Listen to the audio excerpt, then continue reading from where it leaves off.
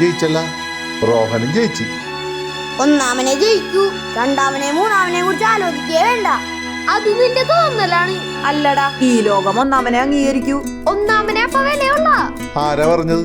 ഇവര്. അത് തോന്നലാണ്, സത്യം അതല്ല. പിള്ളേരെ വഴിയെറ്റിക്കല്ലേ. അപ്പൊക്കൊന്നും അറിഞ്ഞൂടാ. എവറസ്റ്റിലാണെങ്കിലും ചന്ദ്രനിലാണെങ്കിലും ആദ്യം കാലുകുത്തിയവരെ ജനങ്ങൾ അറിയുള്ളൂ. അതിന് രണ്ടാമത് ചെന്നവര് വേണ്ട. ചന്ദ്രനിൽ അന്ന് ഇറങ്ങിയായില്ലേന്ന് ഇന്നും സംശയമാണ്. പിന്നെ അന്നത്ര സിമ്പിളായിട്ട് ഇറങ്ങാൻ പറ്റിയെങ്കിൽ ഇന്ന് ഇത്രയും ടെക്നോളജി വന്നിട്ട് എന്താ ശ്രമിക്കാത്തേ? അത് പിന്നെ എവറസ്റ്റ് കീഴടക്കിയവര് ഓക്സിജൻ മാസ്കും എല്ലാ പ്രൊട്ടക്ഷനോടും കൂടിയാണ് കീഴടക്കിയത്. അങ്ങനെ പറഞ്ഞു കൊടുക്കപ്പേ. ഓക്സിജൻ മാസ്കും പ്രൊട്ടക്ഷനും ഒന്നും ഇല്ലാണ്ട് ഒരാൾ കീഴടക്കിയിരുന്നു. ആര്? അങ്ങനെ ഒരാളുണ്ട്, നീ ഗൂഗിളിൽ സെർച്ച് ചെയ്യ്. എനിക്കറിയാം, ഞാൻ പറയൂല. അവൻ തന്നെ കണ്ടുപിടിക്കട്ടെ.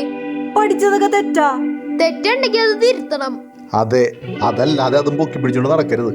തോപ്പിച്ച് ആദ്യം എത്തുന്നതിലല്ല, എങ്ങനെ എത്തുന്നു. അതെ, എന്തിനും ഒന്നാമത് എത്തുന്നവനെ വിജയിച്ചിട്ടല്ല, ബാക്കിയുള്ളവരൊക്കെ തോറ്റുപോയാ.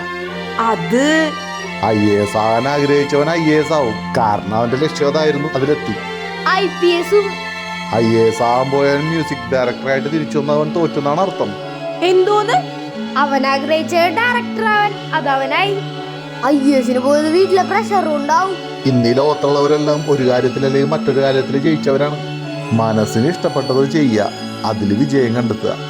ജയിക്കുന്നവന് മാത്രമുള്ളതല്ല ഈ ലോകം.